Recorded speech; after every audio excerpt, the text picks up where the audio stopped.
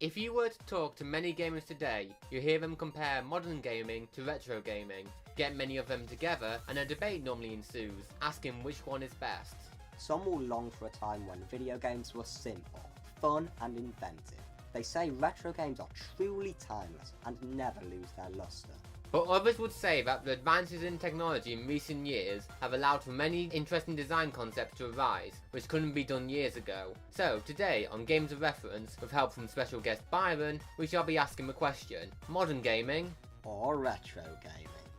Before we start, we should say that neither of us dislike the other side. We just picked based on what era of games we have a preference with. We are also classifying retro as pre-PS2 era gaming, before online features became common.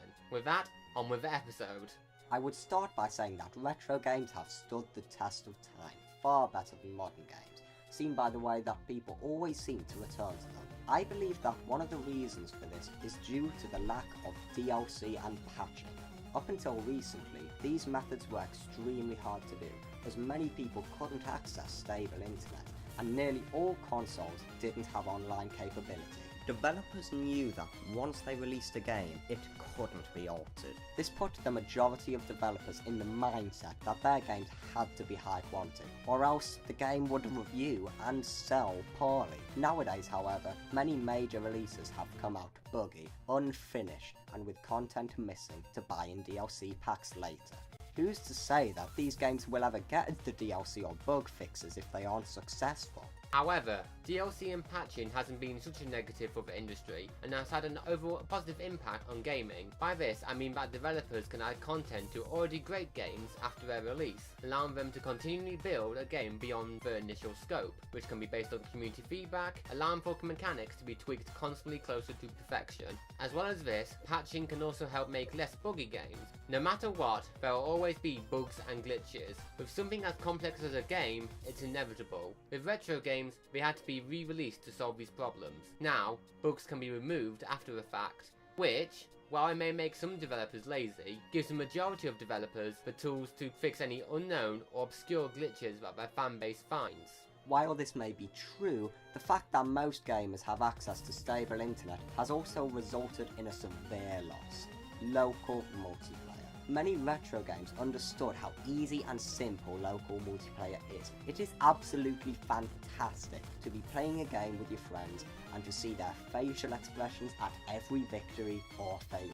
And it is this social aspect of gaming that, for me, makes up a huge part of why I and many others play games. Despite this, many modern games choose to focus on the online features, which, while it does allow for more people to play together, can lose the personal touch of just simply sitting down and playing whatever random game comes to mind, only ever needing the one copy.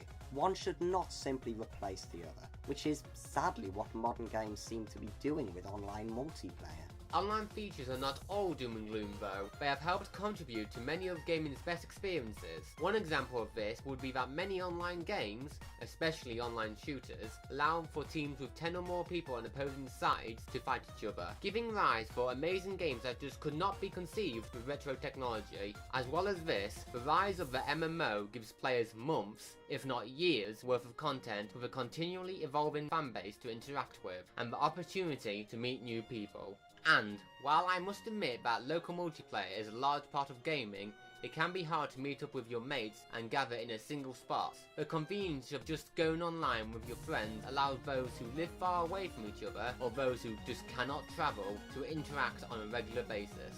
Online gaming can be pretty cool, but these games often lose their fan bases after a few years, as do many other modern games. I believe that part of this is due to the seemingly endless search for realistic graphics, which, while they may make games look great today, will look dated in no more than a few years. Look at any PS2 game designed to look realistic, for example.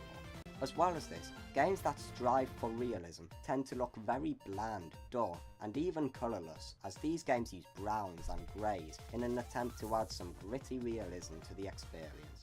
pixel art by its nature just can't look realistic, so the graphic designers of Days Gone used vibrant colours and contrasting backgrounds to make the best looking games they could, feeling no hold to reality. It gave these games a certain style, one so popular that many indie games try and emulate these sorts of visuals today. The 3D graphics of today do have their advantages as well. For example, they allow for fully realised, exploration-heavy environments, which can have many visual secrets. The beautiful and detailed world of Grand Theft Auto could not have the same impact in 2D.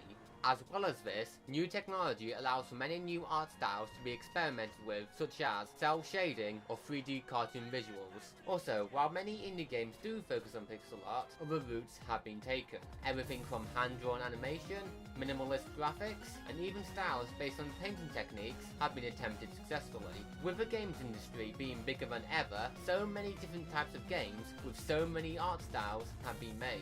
But if you look at indie games of today with retro art styles, they are essentially updated retro games with modern design. Exactly.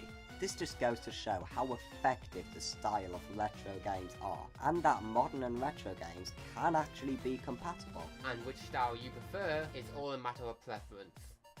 Thank you for watching Games of Reference. What's your opinion on modern and retro gaming? Leave that and any other thoughts in the comments below, and like and subscribe if you enjoyed the episode. And if you want to see more of us, then you can head over to my channel, Byron's Reviews, where we talk about Sharknado: The Fourth Awakens. On this channel I also create other gaming and movie related content, so if you're interested, the links will be in the description. But until then, see you in the next video.